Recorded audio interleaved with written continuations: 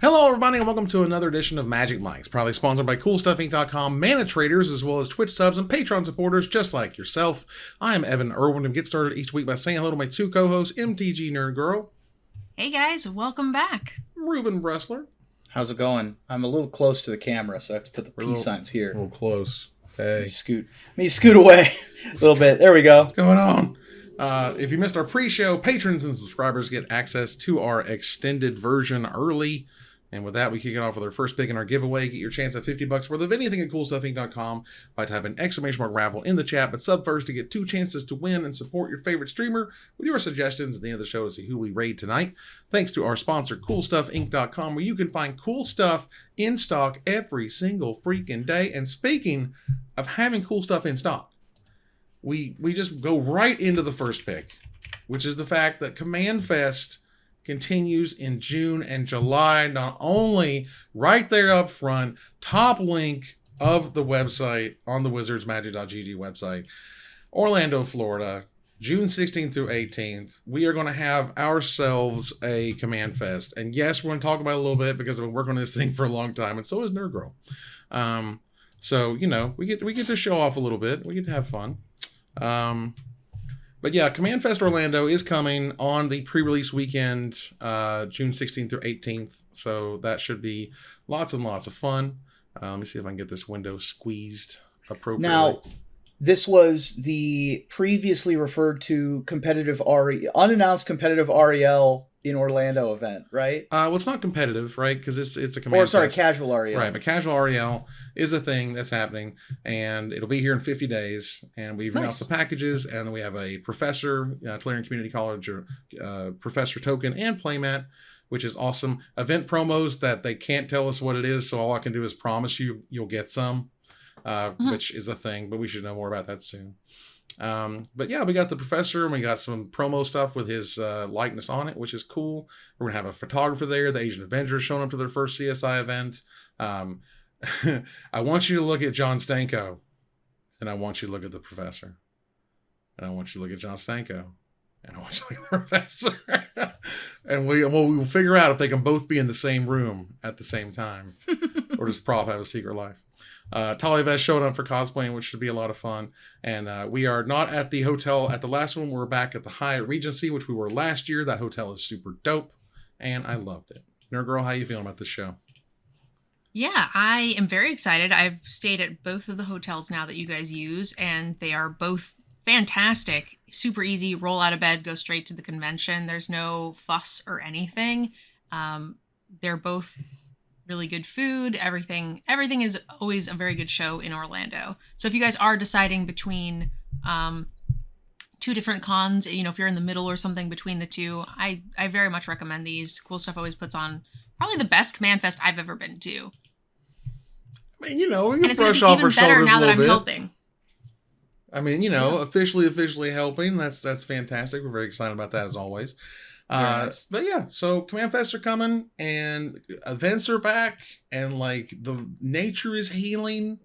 I mean, we're practically back to pre-2020 levels here. Pretty close. Like we're getting there. We're getting there. We're getting there. The state of the national state of emergency was lifted. Not rescinded. It was lifted. Right. And so while, it is very similar to the flu now, where you have to get your booster shots, you have to be careful. It's a very serious flu with lots of long-term side effects. Right. But it is we're back to the point where we can have these great events. And Cool Stuff does always run such good events. You know that Evan always makes good stuff. So I'm looking forward to hearing all about it. I'm back to promoting events, everybody. We did it. We got there. Woo! Your wheelhouse. Yeah. I mean, I did it there for a while for Dice Tower Con that Cool Stuff was involved with. And when we go to Gen Con and stuff, that's cool. But like being able to do this and make promo items and come up with ideas of stuff to give away and all that silly stuff, I just love it. And I've had a great time with that stuff. And I'm back in the saddle. That said, we're going to move on to the first pick to gather the townsfolk. Thanks to our sponsor, Mana Traders. The best tool to enhance your Magic Online experience. Use the code MAGICMICS for 12% off your next subscription with Mana Traders. Be able to play all the sweet formats, all the cards at your disposal. Move on here to gather the townsfolk. We have we got a new Secret Lair. All right, we got new Secret Lair drops. We're not going to go through all of them. They're cool. They're rad. Secret Lairs are in our life now, and we're kind of used to them. I do definitely want to highlight that Rebecca Gay's artworks are, as usual, insanely amazing and awesome. And her Sarah the Benevolent is one of the coolest things I've seen in a hot minute. If you have not seen it, I'm going to bring it up here on the screen real fast. Because, goodness gracious, we're talking about Sarah with some badass sunglasses. And, you know, I was tweeting like, sunglasses and magic, let's go. And everyone's like, Urza's sunglasses. I'm like, I know they've made a card that says sunglasses. I mean, like, sunglasses on characters is very rare, and I thought this was super cool. But yeah, so that was neat. Now, Alayna, real quick. Danner. Yes. Forget the sunglasses. Did you see the stilettos? I mean, the stilettos were insane. The red pumps. The stiletto boots? Yeah. Them boots is on fire. Like, we have a word bubble on a magic card. Officially, not altered, official, which is amazing. What does that say? What does that say? It says muy gay. Muy gay. Muy gay. Yeah, there okay. you go. Sure. Yeah, so I mean, and the money here is in, you know, the Sarah Benevolent, Stoneforge Mystic is great. And these are all super neat. Alayna Danner, as we were discussing there, she has her own artist version, which is super cool, and you always like to see that. However, when you look at Amiria the Sky Ruin, and you look at Seraph Sanctuary, they're pretty close in artworks, almost too close. And then Wizards came out and said, we made an oopsie, and they put a in progress piece of artwork as the final piece of artwork. Yeah. Okay. And are these printed? Well, they're not going to be replaced. You know, like we saw that one artwork replaced with the guy on the spike. They're not doing that. The in-progress version of the art was used, and it affects both foil and non-foil. The correct artwork is shown on the screen now and is, of course, absolutely gorgeous because Alayna is amazing. And they said they are going to confirm that it will be a printing with the corrected version of the card and included as the secret card in a future Secret Lair product. They worked with Alayna Danner on this solution. Like, she's cool with this. She's okay with that. And they're giving her a number of copies of the corrected card version in foil and non-foil to distribute at future conventions. So, you know, they worked to try to make it right. That sounds like a bank error in her favor to me. I mean, that just sounds like Wizards screwed up, and then Alayna Danner gets exclusive versions of her own card. Just swoops in. Well, they're going to be given out and printed at a later date in the same, you know, roughly the same, sort of like the, you know, Vizisier, which was in the back of every single Secret Lair. So presumably, assuming this Secret Lair and that one, whatever they put it in, is sold the same, then I would think it would be roughly the same. It's about the same for the buyer because they're getting the same number of cards with both Secret Lairs. Unfortunately, if you wanted that specific card, then it's no good. But where the bank error probably comes in is I'm wondering if she's going to get artist prints of both arts now. And they ended up printing and selling the, what did you call it? The work in progress art. So maybe that artist is going to get paid for an additional art piece as well. One that wasn't even finished. That's the bank error right there. Right. I mean, between and part of the most of the money that Wizards or the artists are able to make is through prints and playmats they can sell using their Ultra Pro. And so, and again, they're going to send her copies of the new version, foil and non-foil. And she was talking about, you know, she likes selling stuff through her website, and that's cool. So yeah, you know, ultimately, it's a problem. Yeah. I mean, it's a little indicative of how fast is what it sounds like to me. Yeah. I mean, Wizards is a little more fast and loose, I would argue, than they used to be. And that's for good and for bad. Well, that'll happen when you're printing 3 times as many cards as you used to. Nonstop, all the time, every day. Let's go. Yeah. And didn't they just take some hits to their teams as well, right? They had some layoffs within Wizards as well. I mean, they generally like to do that pretty quietly, I would argue. You know, it depends. You know, I've seen certain areas who people got laid off, and then other areas that are still hiring. So yeah. Okay. It's a giant machine.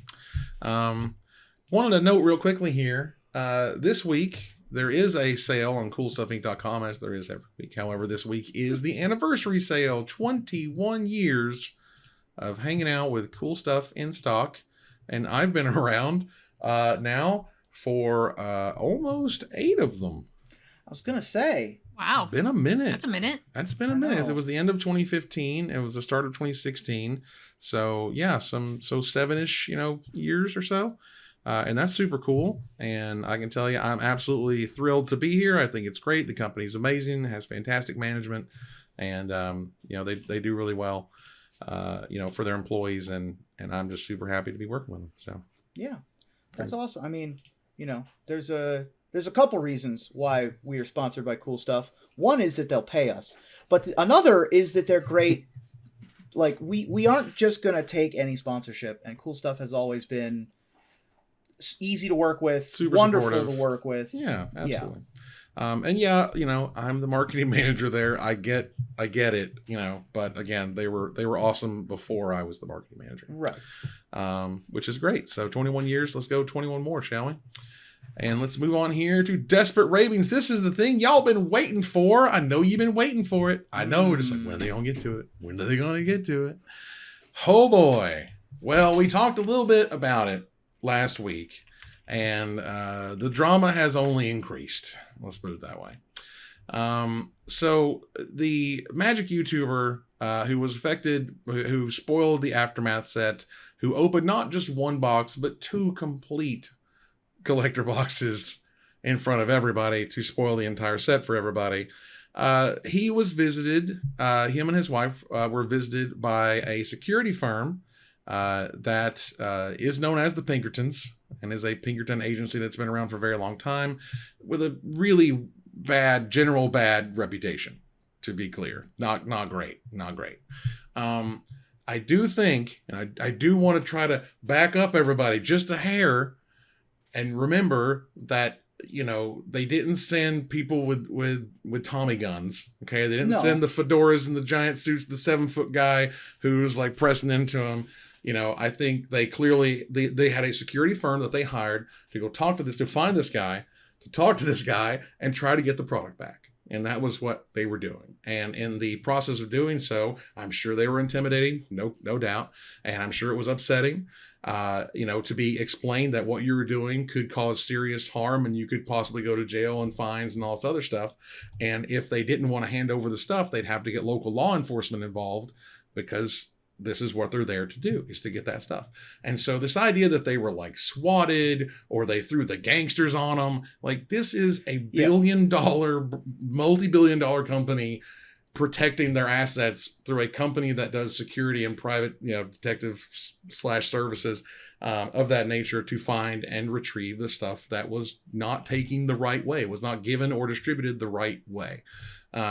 And so I want everybody to just try to cool off a little bit, in that, like, they sent the Gestapo. They sent some guys in suits who explained the law to them. Like, it's not quite the end of the world.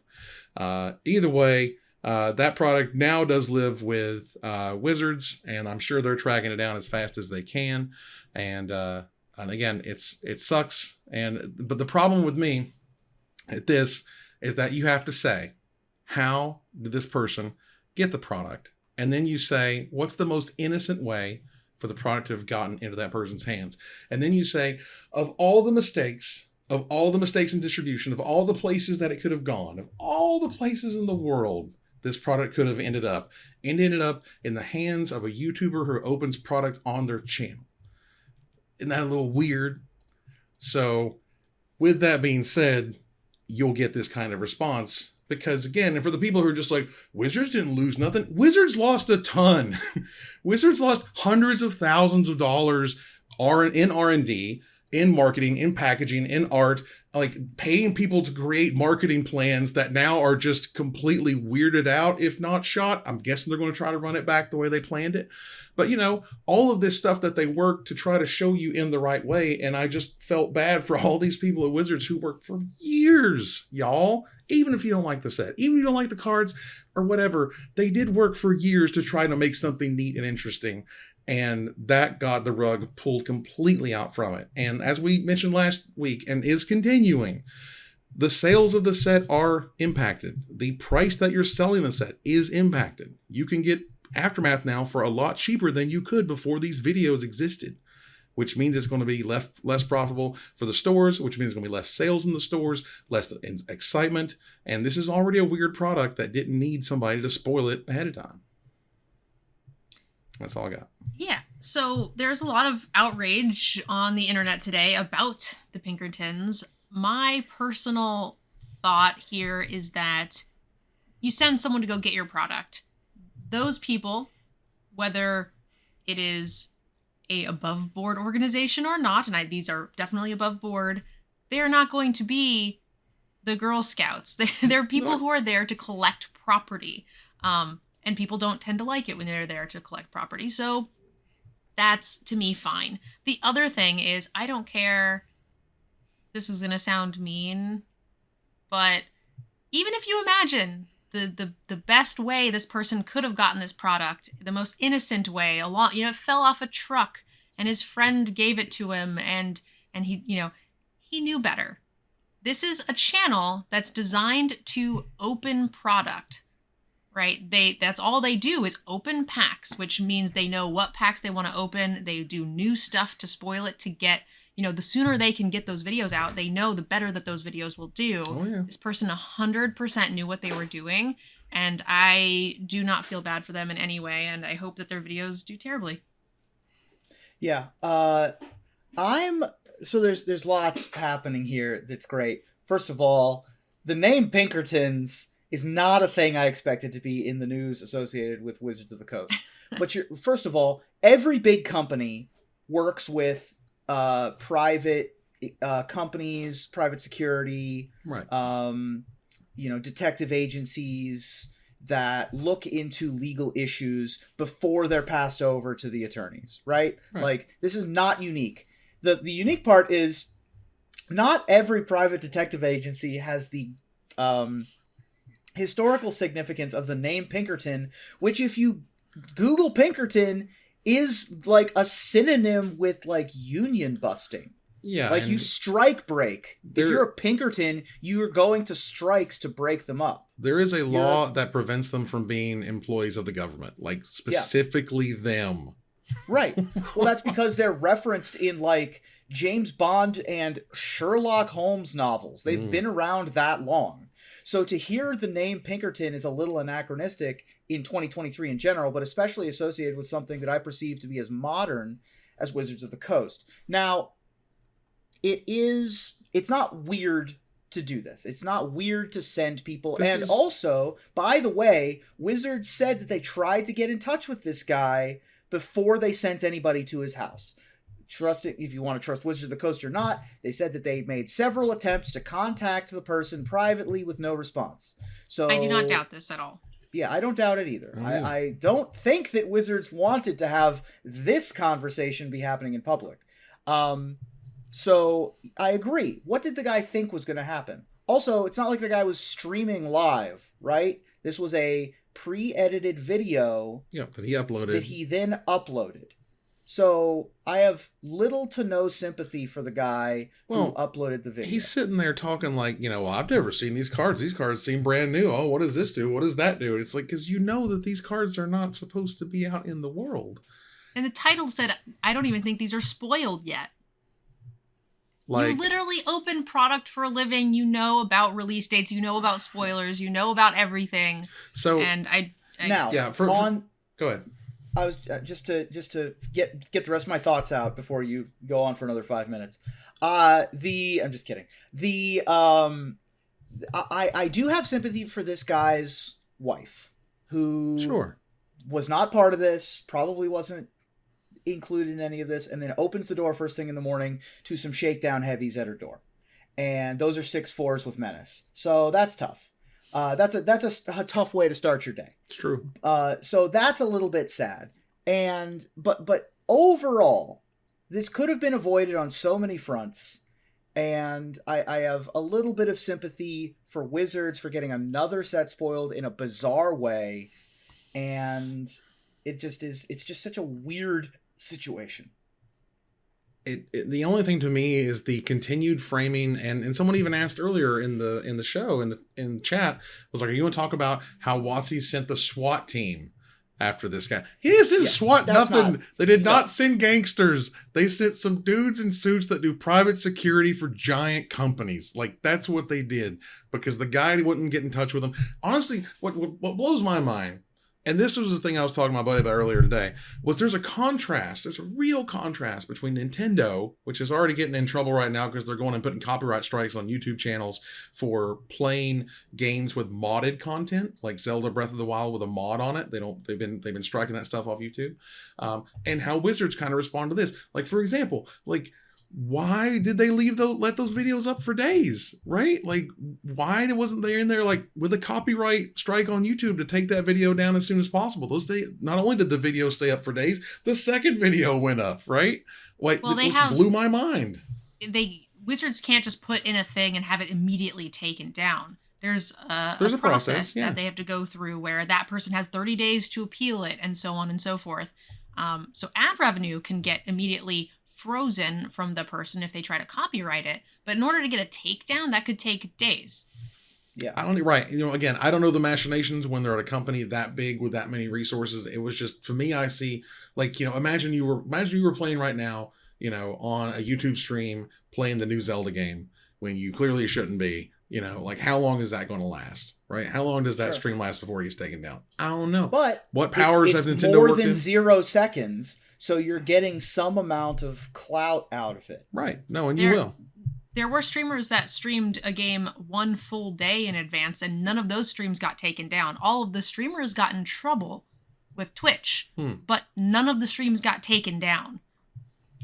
So yeah, it's weird. It was just weird to me, again, to see like, Nintendo's going way, way over the top. And, Wizards, I just didn't see anything that took these videos down. That wasn't the guy saying I took the videos down because they asked me to. So that's incredible. Either way, I think we've covered most of what we wanted to cover for now. We'll see what happens. It's an ongoing story, and particularly the last thing that came from Wizards specifically was Wizards is going to replace the product. Like, he thought he was buying collector boosters boxes of March of the Machine. They're going to make him whole. That was another like tangent of like, they stole his stuff. They took his stuff away. They're going to give him product what he thought he was buying. Also, he's probably lying. At that point, you have to go, look, we confiscated 22 boxes. Here's 22 boxes of something else of equal value. Thanks. Bye. We'll see. And like, if you buy a bunch of boxes of one set and you end up with another set, then why wouldn't you return that or go through the store that you got them from, right? That his friend, y'all. His friend who sold him 22 boxes of a set that should absolutely never have been near the street, like, at all. So we'll see what happens there. Let's move on here to a little bit of splash damage. We want to pour one out here for Storybook Brawl. That was canceled earlier this week. Well, actually yesterday, sorry. Time's a flat circle. But, the servers are going down May 1st. We talked about it in the pre-show. Super cool game. I believe Matt Place was one of the main designers on that game, and he's great. And it just makes me sad, and I hope to see more of it or games like it in the future. I like that type of game. I like the, get from the pool and buy characters and upgrade them and have that, that big power swing at the end. I love that stuff. I like auto battlers a ton. Yeah. And I thought Storybook Brawl was a nice little all-inclusive game by itself. It, unlike a lot of the other auto battlers that have other games to sort of prop them up, like, or IPs that get people very invested in it, like Teamfight Tactics, because people are so invested in League of Legends that, the Teamfight Tactics characters themselves have a lot more meaning. But by itself, it was a cute little game. I just wish it had a little bit more to get people invested. Yeah, and as we discussed, I just didn't see a lot of new content. A new hero every now and then was kind of neat, but no real sort of main sort of cards or characters being added to the game. No more sort of complexity being able to add to any sort of strategic depth. And so, just, and again, they were bought by FTX. FTX went belly up. it is more than likely that they are mixed into legal stuff that will not let the company continue, even if someone wanted to come in and swoop in and get it. Which, again, also makes me sad because it was a neat game. So, GG to those. I guess we can certainly take a question or two from chat right now, as we got a few more minutes here before we turn any corners. And the crypto consequences, weren't they great? They're still happening. I've been quiet because I forgot to write a joke. So I'm doing that. So Ruben is joke writing. Give me a second. That's what the next 3 minutes is Ruben not talking. That's right. I'll be here. I hire MTG. Hanging out. That's good. Just doing it live. Like the man should. Like at this point, you know, he's a pro. He can write that joke on the fly, whatever it happens to be about. Let's go. But yeah, I will take any and all questions. I don't even play. You know, I tried to play League of Legends once. And my God, the toxicity. Whoo boy. And I was even playing in like the newbie queue or whatever, you know what I mean? Like when you first get started, they don't just like throw you to the sharks or whatever. I was playing with other people who didn't know what they were doing, at least I guess supposedly. And I had no idea what I was doing. And then I started getting yelled at and I'm like, wow, this isn't fun. And it's like a 50-minute game to play through. And I'm like, ugh. So yeah, that was kind of my experience on that one. Pre-modern. I like pre-modern. I like old weird formats. Yeah, the toxicity level is actually worse, I think, at the lower levels, because the only thing that's worse than a very toxic game is a bunch of small children who are very bad at that game. Once you start to get good, I'm not saying it's you know, sunshine and rainbows, because it is still a bunch of toxic jerks, but at least, you know, at least they know how to like spell. Honestly, it's a lot like Magic. I mean, being a PTQ grinder for years, as Ruben also well knows, the people who are bad and the tryhards are always the worst people. And the people who are really good, elite, VIP, you know, pros that play in pro tours, they're the nicest, coolest, smartest people you're ever going to hang out with in your life. And they don't poison the well, you know. They don't spend their time being pricks about much anything. They're too good at, you know, being good at Magic. Question from the Maverick Girl. What are we most excited for with CommandFests? Bringing the Prof to Orlando. Let's go. Prof Orlando. Yeah, Prof in Orlando is going to be really fun. We're going to be doing some like creator clashes and things, which will be really good. And honestly, like the show is just typically very good and runs well. It's nice to have the hotel local. It's a very low stress venue, and that's what I like the most about it. Right. Yeah, and then the Hyatt, you know, like there was a little bit of sort of a walkway. There's a giant building for the Caribe Royale, having the, you know, the giant hotel and the giant convention center. And the Hyatt, it's just one. Like you don't have to go outside at all. You just go straight in, which is super convenient. And people can leave their stuff in the rooms and go get it and all that good stuff, which is very exciting. So, I mean, and ultimately it's going to be Lord of the Rings. Like it's going to be the first weekend when you can buy and crack open those collector packs, you know, open those lottery tickets and see what's inside. And, you know, at one point we had discussed like, you know, what happens if somebody opens the One Ring, you know, in Orlando. And I'm like, I don't think we need to plan around what if there was a lightning strike, you know, in the building that killed somebody. Like 1 in 3 million. I don't know, right? It seems crazy and silly. So I was like, sure, if you want to have a plan. I don't think it's unreasonable because here's the idea. You can't compare it to a lightning strike because you don't know that there will be a lightning strike near a Magic table within the next, 2 weeks or whatever. Whereas, like, we do know that someone will be hit with a lightning bolt for sure. At some point. But we also know the odds, right? I think it's like 3 million to 1. So I'm not saying we hire extra squad to deal with it, but I do think saying like let's walk them to their car. I don't think that's unrealistic.